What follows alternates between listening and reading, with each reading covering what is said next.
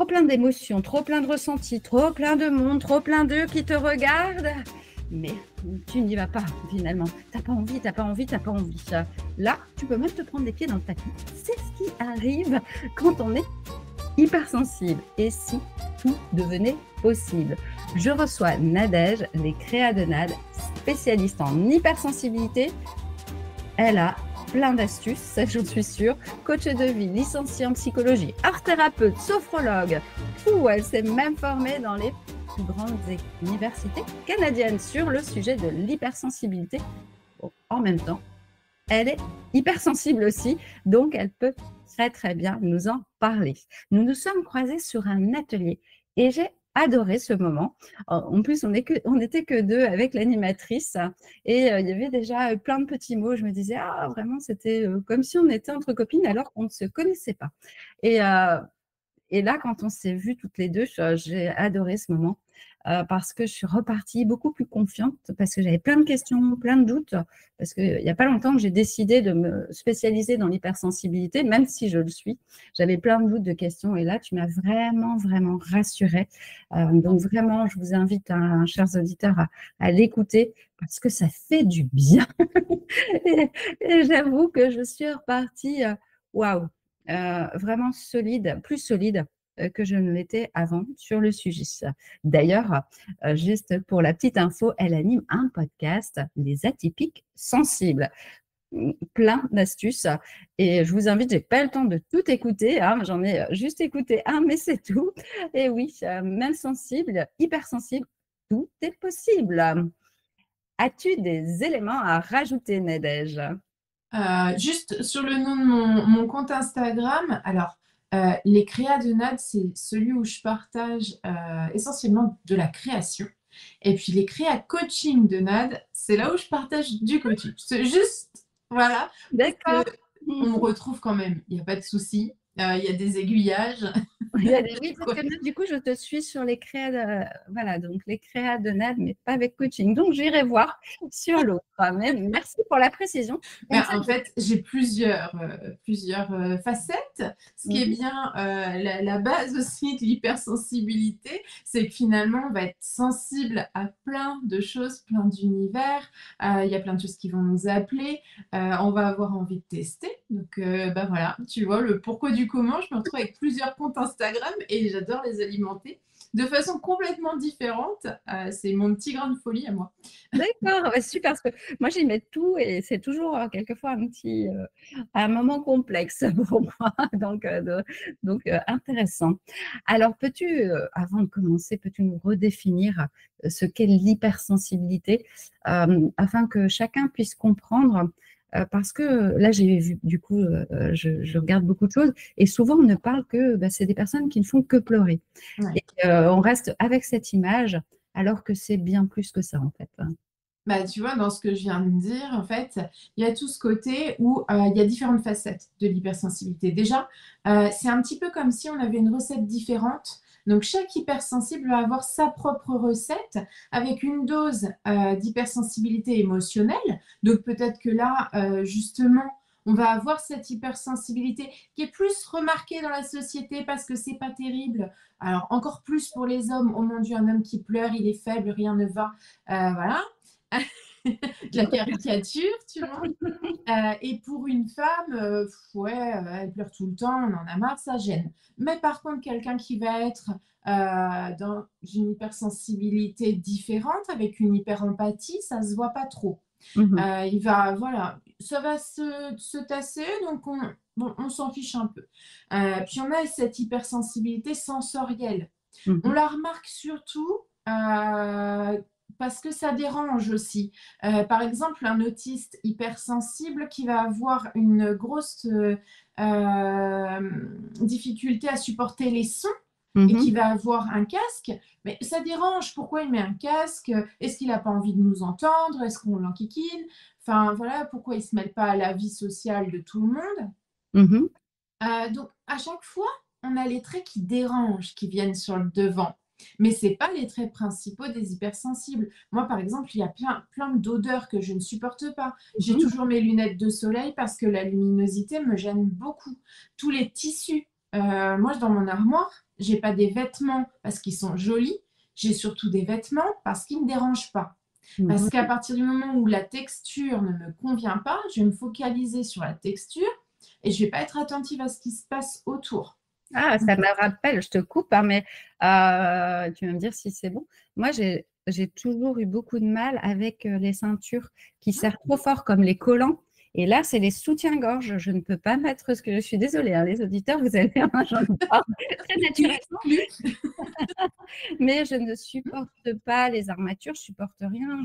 Ça me, Exactement. voilà. Donc, j'ai pas les sensations sur les tissus, quoique certains tissus, j'aime pas, mais pas autant que toi. Mais là, moi, c'est surtout les élastiques, quoi. Là, c'est Non, horrible. mais ça, c'est voilà, ça peut être la texture, ça peut être le fait que ça serre, Mhm. ça peut être le fait que ça marque aussi parce que la sensibilité, elle est aussi là. C'est que moi, si on m'attrape par le bras, bien souvent, j'ai un bleu.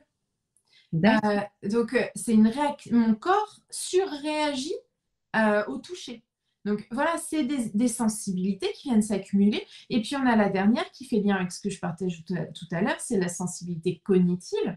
C'est le Mhm. fait que finalement, notre cerveau, en tant qu'hypersensible, ne soit pas exactement programmé de la même façon que le cerveau d'une personne qui n'est pas hypersensible et qu'on a des filtres qui viennent de façon différente s'activer. Donc on va avoir, nous, un filtre avec des mailles beaucoup plus larges, Mhm. donc qui laisse passer beaucoup plus d'informations. Beaucoup plus d'informations, ça peut créer beaucoup plus d'anxiété parce qu'il y a plus de raisons d'avoir peur, mais C'est ça peut aussi créer beaucoup plus d'idées.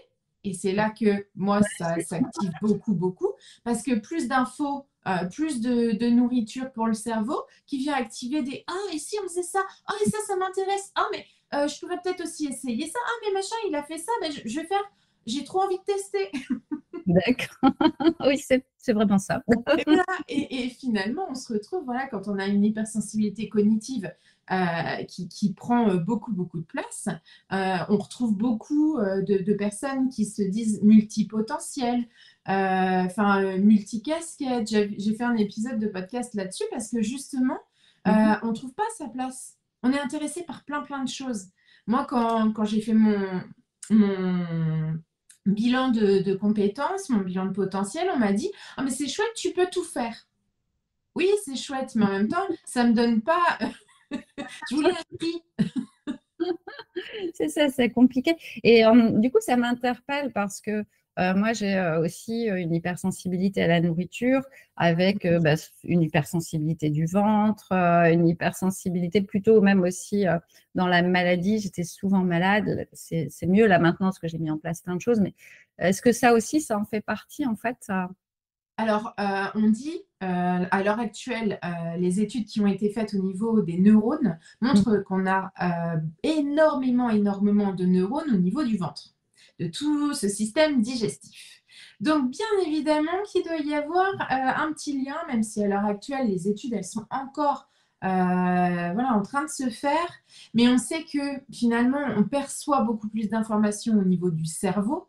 Mhm. Les neurones au niveau du ventre, elles ne doivent pas être en reste et ils doivent aussi percevoir plein plein de choses. Et en plus, comme je disais tout à l'heure, c'est que notre cerveau, lui, il est là pour nous défendre, donc il va créer des peurs. Il va créer des peurs qui viennent amener de l'angoisse, qui viennent amener du stress, qui ont Mhm. aussi tous ces petits Ouais. trucs-là, une influence sur le système digestif. Parce que bah, les messages, c'est sans arrêt en fait, entre le cerveau et le ventre. Ça communique tout le temps, tout le temps, tout le temps. Mhm. Donc voilà, il y a ce côté-là. Après, ça mérite d'être attentif et d'aller faire de la veille sur le sujet parce que sans arrêt, on découvre de nouvelles choses et c'est ce que j'adore, moi. Voilà, j'ai écrit mon livre en allant chercher des infos de droite et de gauche sur l'hypersensibilité, en allant voilà, éplucher les études. Et moi, c'est un truc qui me passionne. Je sais que ce n'est pas le cas pour tout le monde. D'ailleurs, tu peux nommer ton livre, vas-y, c'est Oui, intéressant. c'est et si c'était l'hypersensibilité, tout simplement. Voilà.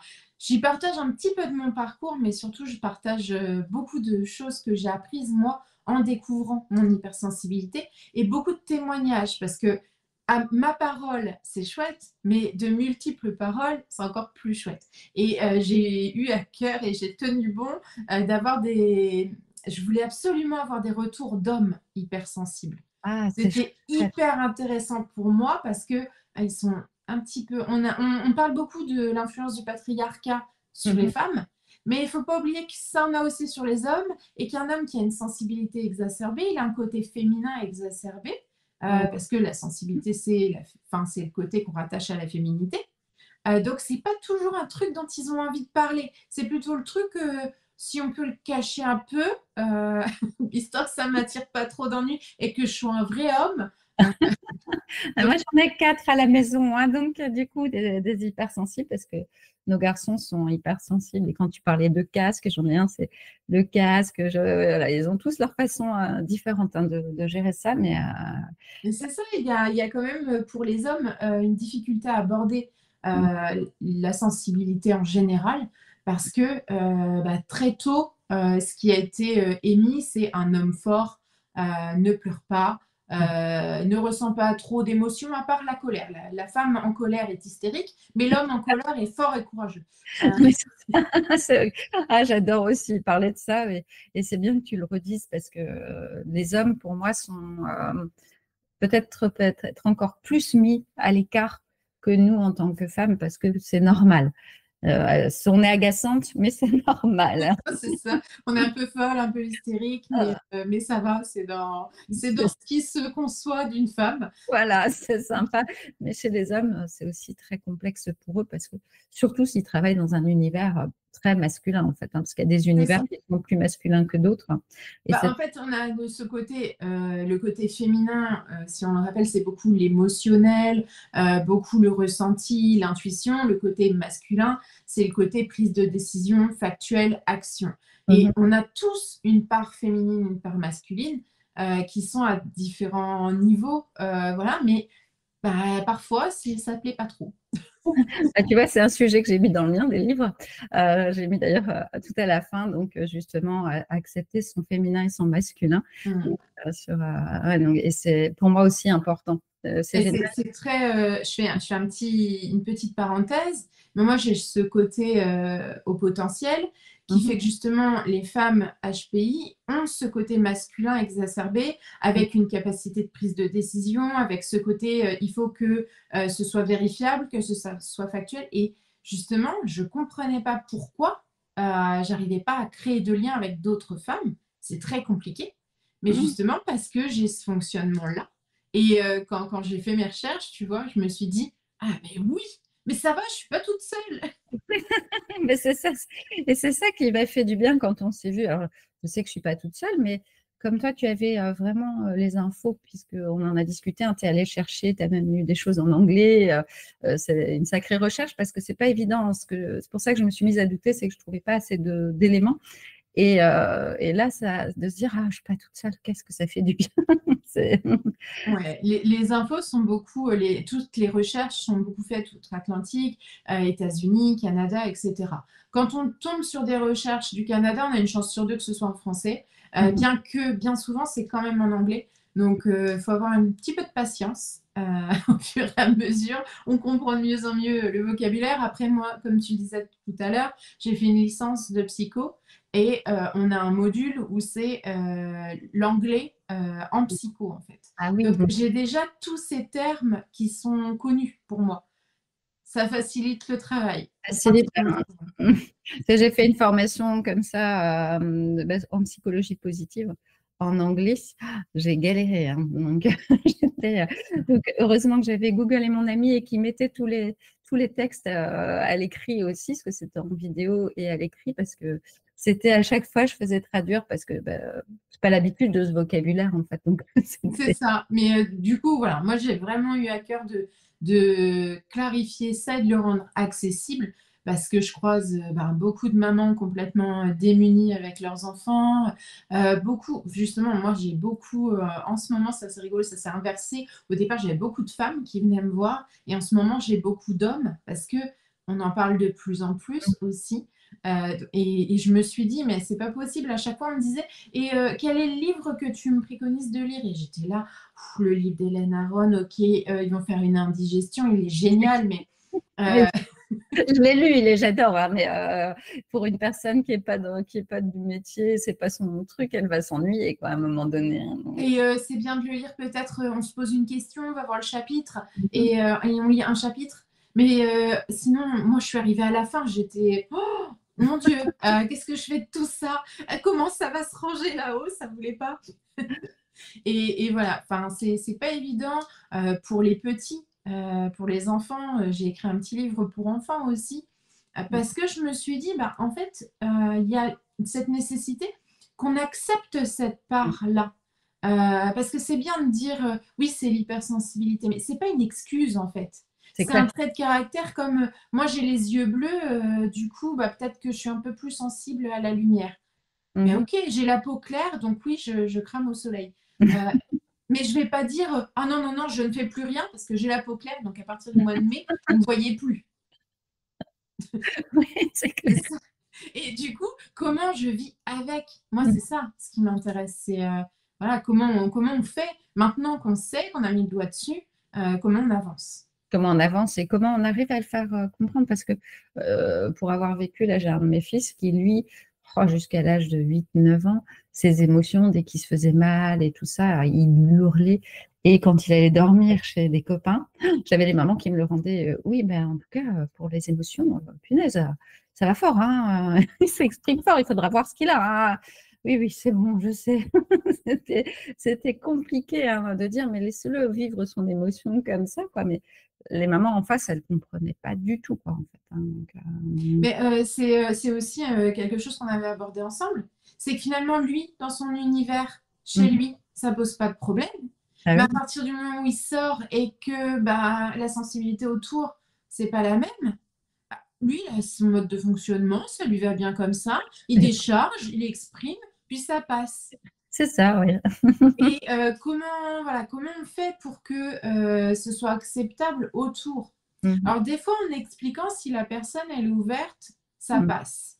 Ouais. La personne, elle est en mesure de se dire, OK, j'ai son mode d'emploi, j'accepte. Puis des fois, bah non, en fait, ça ne fait pas partie des modes d'emploi que je connais, donc je réfute l'existence de ce mode d'emploi. Oui, oui. C'est ça, c'est un peu ça, oui. Bon, ok, d'accord, et on fait comment? Et c'est vrai que tout petits, ils ne sont pas en mesure de réguler suffisamment parce que c'est hyper intense.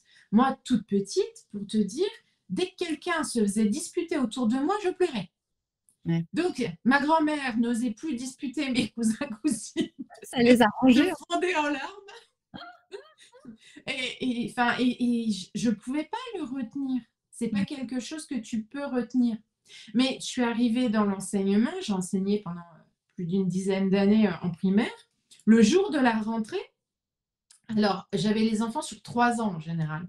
Ben, ça faisait la première année, ça faisait un peu flipper les parents. Les enfants pleurent, la maîtresse pleure. Qu'est-ce qu'on fait moi?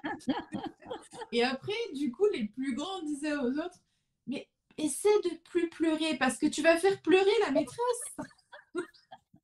Et en fait, c'est ça, c'est que. Mais moi, je les rassure en disant, mais oui, mais parce que je ressens que tu es triste.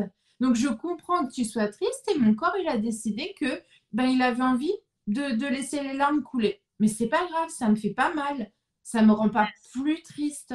Mais voilà, je partage ta peine. Et quand tu te sentiras mieux, ben, je vais me sentir mieux. Et finalement, c'est rigolo parce que les enfants ont envie que l'adulte se sente mieux. Euh, donc, ils sèchent vite leurs larmes. Tout en ayant quand même la possibilité de dire bah, je me sens quand même triste, papa, maman sont partis. Enfin, tu vois, moi, c'était des CE1, CE2, CM1. Donc, ils commencent à avoir le vocabulaire.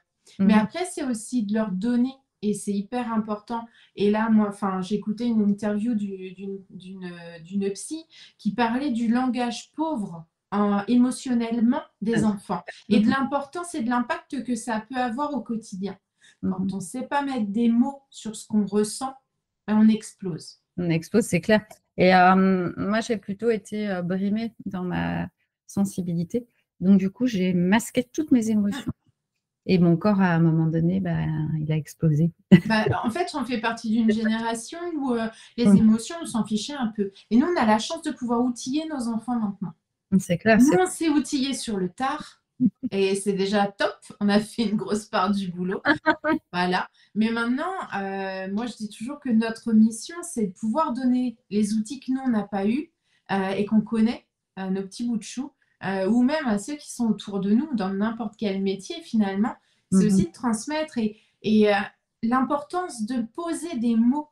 Parce que l'enfant, il ressent de la colère. Mais c'est quoi? Est-ce que c'est de la colère? Est-ce que c'est de la frustration? Mhm. Est-ce que c'est parce qu'il n'est pas entendu? Est-ce que c'est de l'injustice qui vient se manifester? Qu'est-ce que c'est au juste? Un enfant, il ne se met jamais en colère pour rien. Il a ressenti un truc. Juste, il ne C'est sait clair. pas dire. Donc, c'est... Voilà. Et il y a certains adultes, c'est la même chose. Ah bah, la plupart, hein, moi, quand je suis rigologue, à chaque fois que je démarre une séance, je leur demande toujours leur état du moment, mais ils sont incapables d'exprimer, puisque nous, on travaille aussi beaucoup en lien avec les émotions, et ils sont incapables d'exprimer ce qu'ils ressentent, ou je vais bien. Ah, mais moi, tout va toujours bien. C'est ça, ça va. Ça va bien. Ça va. Bien comment? Et moi, j'aime bien tu sais, la multitude de smileys qu'on a à disposition. Oui, ça nous aide à être beaucoup plus. Et souvent, avec les ados, c'est ça. Je leur dis, mais quel est le smiley qui te ressemble? Celui que tu utiliserais là si tu devais envoyer un message à un copain ou une copine pour dire dans quel état tu te sens. Et finalement, on vient le poser. Est-ce que c'est vraiment ça? Est-ce qu'il n'a pas à se mélanger avec un autre smiley? Est-ce qu'il aurait... Voilà. Et finalement, on vient mettre petit à petit déjà une image. Oui, Avec les plus petits, la météo, elle fonctionne et avec les plus grands aussi.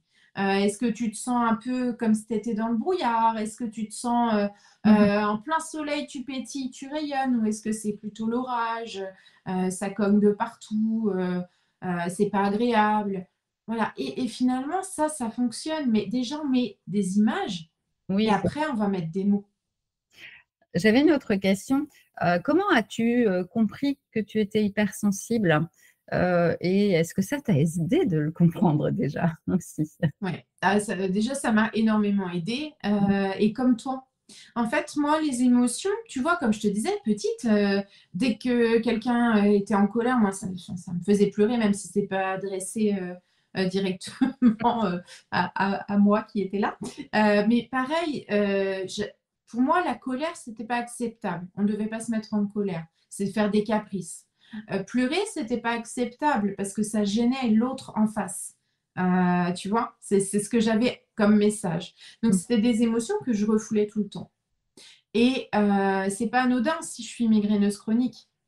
C'est-à-dire que ça crée une espèce de stress. Le stress me crée des migraines. Après, j'ai des migraines qui sont causées par une multitude de causes.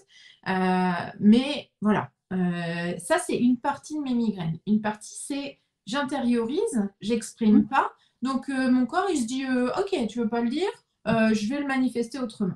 Et c'est ça qui m'a amené, les migraines chroniques m'ont amené à consulter en centre antidouleur parce que j'avais une douleur H24 et des crises de 3 à 5 jours à peu près, 3-4 fois par mois, ce qui laisse plus beaucoup de jours. Non, non. Quand on se dit, elle était une journée tranquille de temps en temps, voilà, à peu près. J'ai connu ça. Et au centre antidouleur, j'ai eu la chance d'avoir une psy qui était sensibilisée à ça, à l'hypersensibilité. Elle m'a pas amené ça de but en blanc à la première séance. Elle a attendu quelques séances et au bout d'un moment, elle m'a dit, mais est-ce que vous êtes allé explorer cette voie-là, la voie de l'hypersensibilité? Je connaissais pas. Ben oui, c'est clair. Voilà. Et moi, j'étais préoccupée par les migraines. Je lisais tout ce qui passait sur la migraine, les trucs de neuropsy, voilà. Et je m'étais pas posé cette question des émotions, en fait. Ouais. C'était à ce moment-là, ça m'a donné une clé supplémentaire. Donc, comme à chaque fois qu'on me parle d'un truc que je ne connais pas, je vais explorer à fond et lire tout ce qui peut se trouver là, jusqu'à ce que c'est bon, je sois nourrie, repue, que j'ai besoin de digérer. C'est marrant, oui. Ça me rappelle un peu mon fonctionnement, c'est bizarre. Et c'est ça, voilà. Et après, certains pourront dire elle est moitié folle, elle est omnibulée par un truc, il faut qu'elle sache tout. Et voilà, mais c'est comme ça. J'adore faire ça. Et je suis allée chercher finalement le pourquoi de telle ou telle réaction. Et en chemin, j'ai récolté d'autres trucs. Je me suis dit, ah, mais oui, mais ça me gêne plus, mais oui, en fait, ça me concerne. En fait, je me suis rendu compte que j'avais déjà travaillé certains points sans connaître l'hypersensibilité. C'est bien souvent ce qu'on fait quand je te dis les matières. Mon fils, moi, quand il me dit que les coutures des chaussettes le dérangent, ça me semble tout à fait normal. Oui. Parce que moi aussi. Donc, nous, on ne prend pas de chaussettes avec des coutures au bout. Voilà, c'est réglé. En fait, voilà. Et tu vas dans une autre famille, on me dit, je peux te prêter une paire de chaussettes parce que tu t'es trempé les pieds. Ils te filent des chaussettes avec des coutures et tu es là, oh, bon, ok, qu'est-ce que je fais avec ça? Oui, mais c'est ça. Et puis, moi, c'est aussi cette fonction de douter beaucoup. Donc, d'aller chercher justement de l'info Hmm. pour douter le moins possible, en fait. Valider. Et en fait, tu sais, tout à l'heure, je parlais du fonctionnement du cerveau, mais le cerveau, il aime pas le blanc, il aime pas le vide. Donc, à chaque fois qu'il y a du vide, lui, il demande de le remplir. C'est pour ça qu'il crée les peurs, qu'il crée les différentes possibilités. Et finalement, ben là, on lui ouvre une voie où il y a du blanc. Donc, si on ne va pas le nourrir avec des informations qu'on collecte, lui, il va se charger de remplir les blancs. Donc, Ouais, c'est un choix. Et des fois, c'est confort aussi de dire, bon, vas-y, remplis les blancs, j'ai pas envie de m'en occuper, ça me saoule. Moi, il y a toute une partie diagnostic que j'ai pas faite. Parce que là, c'est pas le moment. J'ai besoin déjà d'accepter certains trucs. Oui, donc, mais bah, tu vois, moi, l'hypersensibilité, je le sais depuis un petit moment, bah, à force d'être voilà, dans les métiers qu'on fait, mais c'était pas le moment. Je Ouais. m'étais intéressée à plein d'autres sujets. Et là, c'est venu un matin, quoi, où je me suis mise à pleurer, bon, bah, voilà, en parlant. Et là, c'est le mot hypersensible qui est venu en réalisant que c'était ça qui me Ouais. menait. Et mes clients étaient hypersensibles aussi. Mais de toute façon, on s'entoure de gens avec qui on est bien et confortable. C'est Donc, il ne faut pas se leurrer non plus. C'est que, voilà, inconsciemment, on se clair. rapproche de personnes qui soit nous ressemblent, soit nous challenge. Ouais, donc vous entendez, hein, chers auditeurs, que bah, vraiment peut-être que vous vivez tous ces éléments et vous êtes peut-être en questionnement et là, vous allez vous dire, il y a des petites choses à comprendre, peut-être que vous aurez envie de lire, peut-être pas, mais c'est pas grave, faites-le quand c'est important pour vous. J'ai une autre question, puisque on est aussi sur la prise de parole dans le podcast. Quels sont les défis que tu as pu vivre dans ces situations-là? Parce que tu es quand même une ancienne institutrice, hein, et que tu prends aussi beaucoup la parole en visio. Donc, voilà, Ouais. pense-nous une anecdote peut-être ou Ah, des défis. Tu en as peut-être eu plusieurs d'ailleurs, hein. ce qui m'a beaucoup aidé à prendre et à oser prendre la parole, parce que alors, moi, je suis une de ces personnes qui devient rouge tomate, tu vois.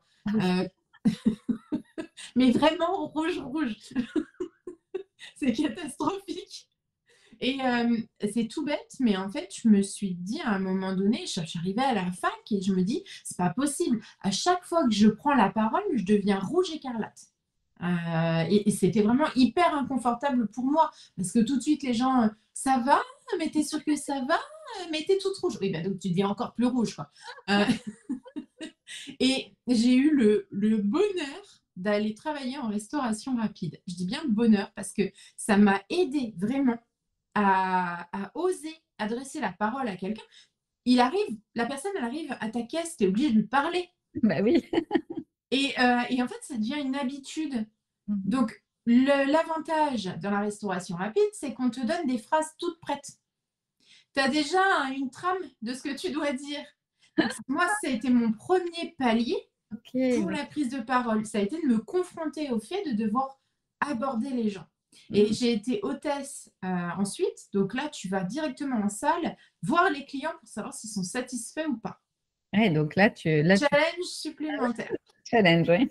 Et c'est ce qui a fait que j'ai pu, pendant mes années à la fac, présenter mes rapports de stage, prendre la parole, de moins en moins difficilement. Et finalement, c'est ce qu'on appelle au Canada l'exposition. Tu Ouais. sais, c'est ce truc de un premier petit pas, j'y vais doucement, tranquillement. Mm. Ensuite, je me suis retrouvée, tu vois, fac de psycho, je ne savais pas trop quoi choisir. Est-ce que je vais enseigner? Est-ce que je suis psy? Allez, je passe le concours, on verra bien. J'ai eu le concours, bon ben j'enseigne. Tu sais, je me laisse porter par la vie. Voilà, oui. J'ai enseigné et là, avec les enfants, nickel. J'avais l'habitude d'animer les anniversaires. Tu vois, j'étais hyper à l'aise avec les enfants. Réunion parents-prof. En fait, tu as 40 parents là. C'est ça. J'avais pensé à ça dans la question, j'imaginais. Et tu te dis, oh mon Dieu, beaucoup d'exercices de respiration, beaucoup de préparation en amont, vraiment hyper important pour moi d'avoir un PDF où j'écris mon script, carrément. Moi, j'écris tout. J'écris la façon dont… C'est vraiment, j'écris de la façon dont je vais le dire. J'ai besoin que mon cerveau imprime ce que je vais dire, parce qu'après, il sait où on va. C'est excellent parce que en prise de parole, j'ai accompagné avec cette notion-là, en fait, mais sans savoir que c'était bon pour les hypersensibles. Et heureusement, parce que j'avais des clients hypersensibles en face de moi. Mais c'est excellent que tu me rappelles ça, quoi. Donc, Mais oui, et d'avoir cette préparation-là, c'est un peu de la visualisation positive. Moi, je l'ai découvert après en passant ma certification de coaching. Finalement, je visualisais de façon positive le déroulé de ma réunion. Je préparais un support parce que je ne supporte pas que les gens soient en train d'écrire pendant que tu parles et qu'ils décrochent pas. Tu sais, en fait, ils lèvent pas la tête. C'est pas si c'est une question. Il se passe rien. Et moi, j'ai besoin de la connexion émotionnelle. Première réunion que j'ai faite, j'ai diffusé au tableau et en fait, les gens, j'avais aucune réaction en face. Ils prenaient des notes. Je me suis dit, ben non, je peux pas en fait. C'est pas viable.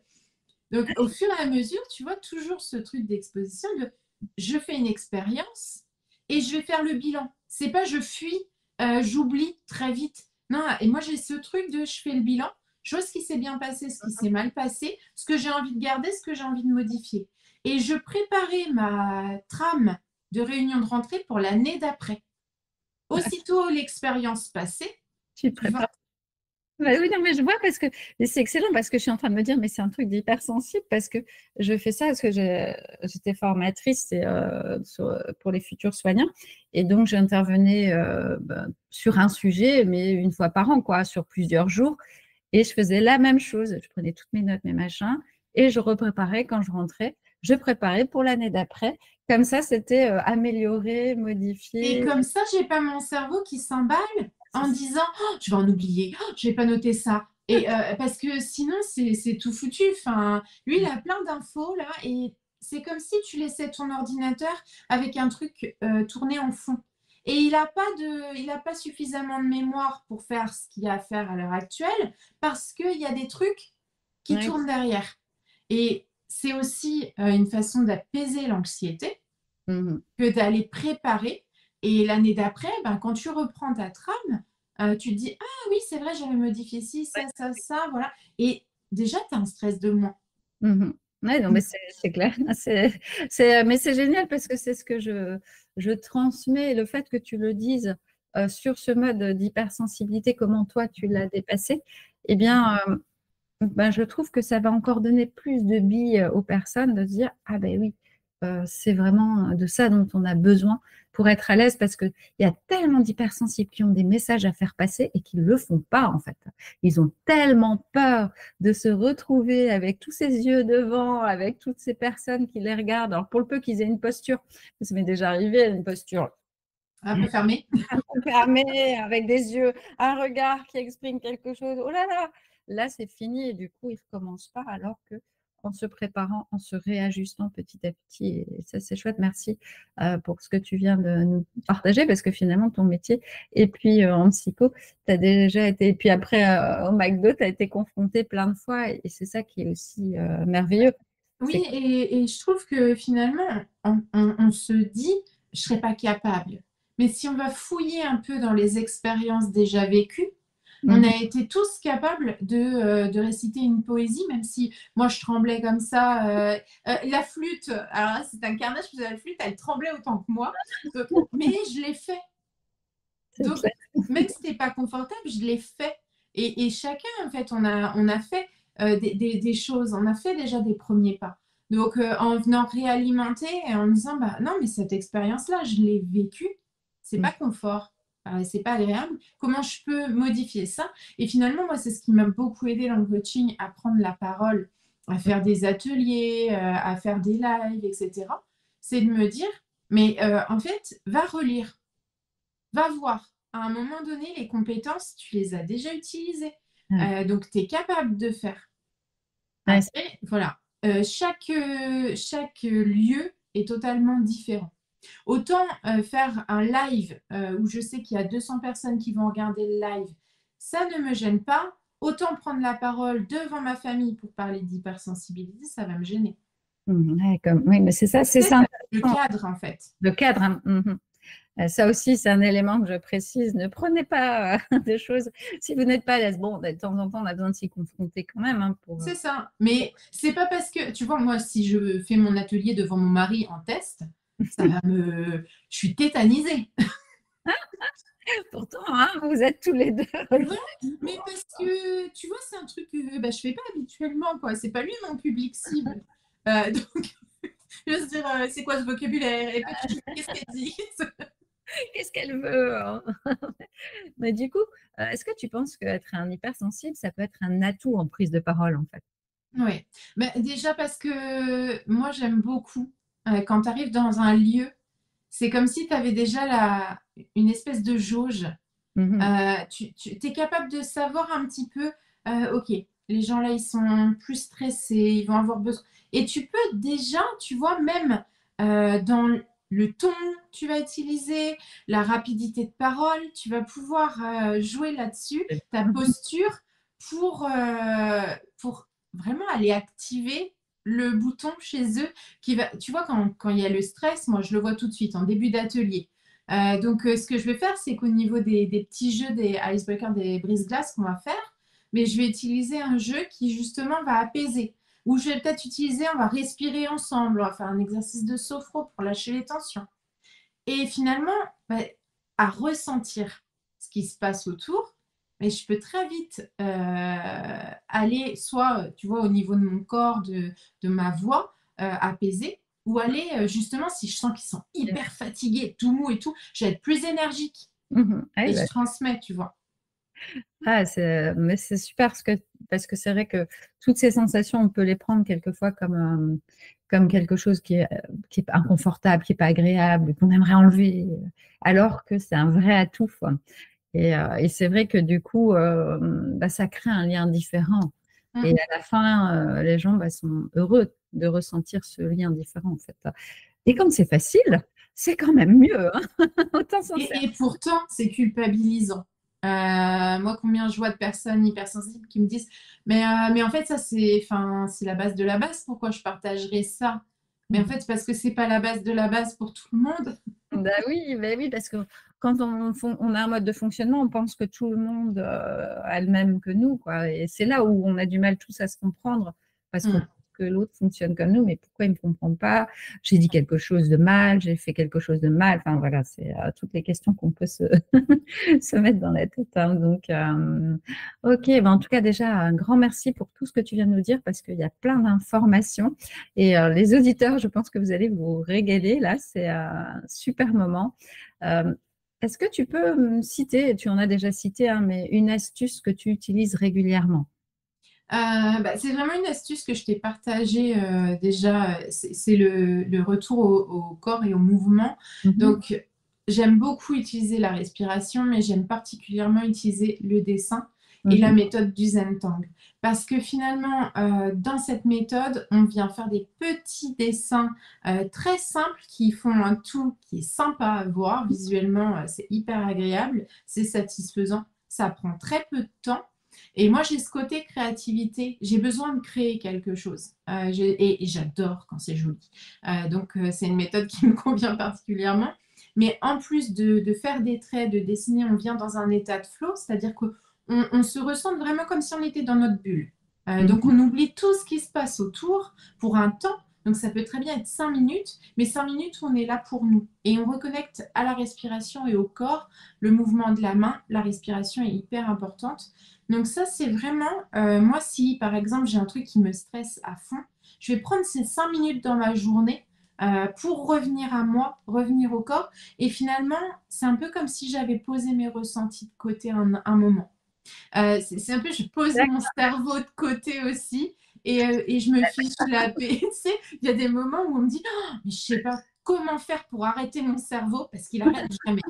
Et moi, c'est ma méthode pour arrêter mon cerveau et lui dire, c'est bon, on se met en pause, 5 minutes, il n'y aura pas mort d'homme, je reviens.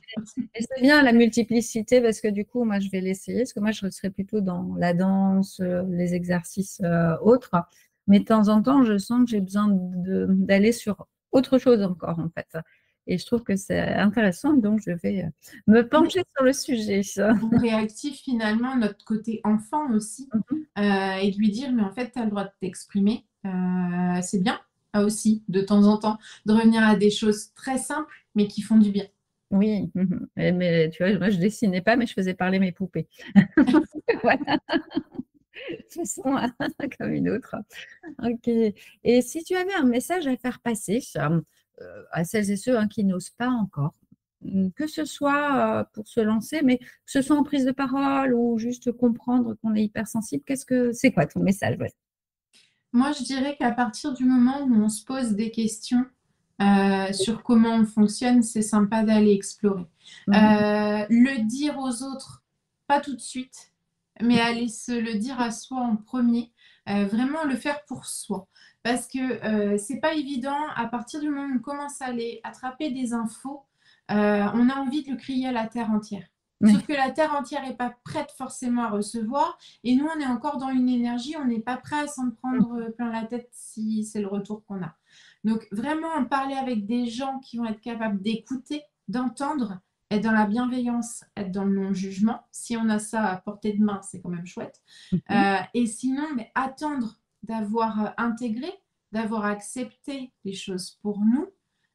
Et déjà faire ce premier travail de... Vraiment, il y a un côté autocompassion.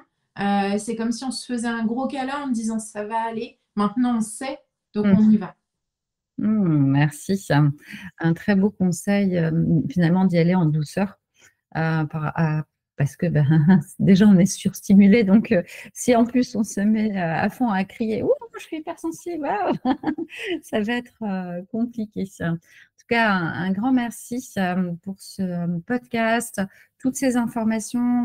J'ai encore appris de nouvelles choses, tu vois, aujourd'hui, donc c'est super, super riche. Où pouvons-nous te trouver si les auditeurs ont envie de t'écouter, de lire ton livre? Alors, mon podcast, le podcast des atypiques sensibles, sur Amazon, parce que je suis auteur auto-édité, moi j'ai vraiment envie de transmettre au plus simple. Donc c'est ce qui me permet, au début je faisais beaucoup en PDF et je me suis rendu compte qu'on est beaucoup à aimer la matière papier.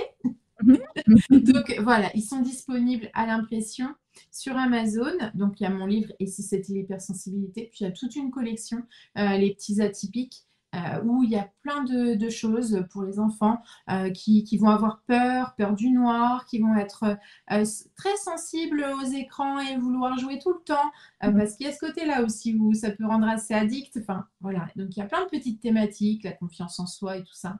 Tout ce que j'ai pu explorer avec mes petits clients, en fait, je leur remets dans des livres et je leur offre la possibilité d'avoir leur petit livre doudou. Et il n'y a que eux qui savent que ce livre, il est né d'un truc qu'on a travaillé ensemble. Donc, c'est notre secret, tu sais, très bien gardé. C'est chouette, ça. Mais du coup, ils adorent parce que c'est le secret. C'est le petit secret. Le secret qu'ils vont dire à tout le monde autour, mais c'est pas grave. Oui, mais c'est pas grave. Et puis après, là où je suis vraiment la plus active, c'est sur Instagram, donc sur les créa coaching de Nad principalement. Il y a un compte, le podcast des atypiques sensibles, et il y a un compte, les créa de Nad auteurs, quelque chose comme ça, enfin je sais plus, parce que j'en ai fait trop, mais donc, en fait j'aiguille en fonction, parce que je sais qu'il y en a qui n'écouteront que le podcast, d'autres qui préfèrent avoir les actualités côté livre. Donc voilà, comme ça permet de pas forcément être abonné à quelque chose dont on n'a rien à faire. Bon, écoute, un grand, grand merci. J'ai passé un bon moment. Et puis, écoute, je pense qu'on va se recroiser. Parce qu'il y a plein de choses à partager. Donc, ça, c'est chouette. Voilà. En tout cas, merci à vous, chers auditeurs, de nous avoir écoutés. Je vous invite à vous abonner à ce podcast, Les coulisses du speaker pour l'instant, à le liker, à partager mes posts pour le diffuser largement. Alors, il est plein d'astuces, ce podcast, pour la prise de parole en public. On est passé 70 épisodes, donc vous trouvez certainement votre astuce. Et merci de le partager, surtout de le liker. Merci au fond du cœur de continuer à me suivre. Alors, vous avez compris, je parlerai de prise de parole pour les hypersensibles important pour moi. Je pensais rester avec vous cet été, mais je vais écouter les besoins de mon corps qui me crie repose-toi. Donc je reprendrai certainement mi-septembre, mais avec une énergie plus assumée encore, parce que là, il m'a dit stop. Donc restez abonnés, ne me lâchez pas, j'ai besoin de vous et je vous retrouve vous aussi en super forme parce qu'après l'été, ça fait toujours du bien. Et merci de m'aider à diffuser mes messages et à inspirer les autres.